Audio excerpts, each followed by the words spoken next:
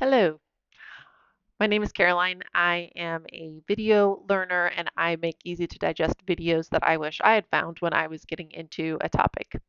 This video is part of a search series and is about the origins of OpenSearch. So if you take a 30,000-foot view, look at the search landscape, the foundation of the most popular open source search engines is Apache Lucene. Lucene is an open source free information retrieval library, and it's optimized to match queries with text. It also creates the concept of the inverted index, which is the data structure that enables search and relevance ranking.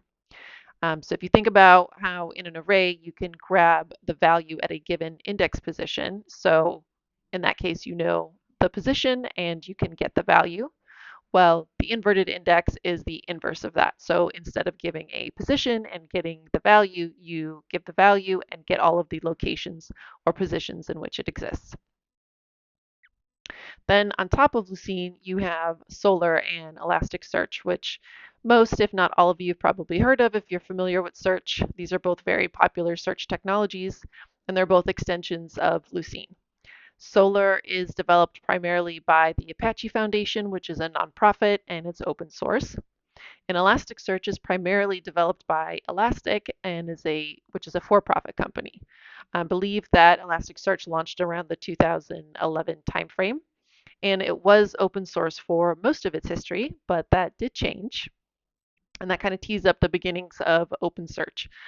So starting in 2015, Amazon started wrapping Elasticsearch in its managed services and selling it as Amazon Elasticsearch Service. Technically, this was allowed because it was an open source search technology. But there was a disagreement between Elastic and Amazon on that point because Elastic is a for profit company. They wanted to sell their own solutions, including their own cloud solutions. And in the end, Elastic ended up changing the license structure of Elasticsearch so it could not be resold commercially. In response, Amazon forked the last open source version of Elasticsearch, which was 7.10.2, and started developing it as its own standalone software with the launch of OpenSearch 1.0 in 2021. So OpenSearch is both a managed service that Amazon sells as Amazon OpenSearch Service, and it is a standalone software that you could download and run on your laptop.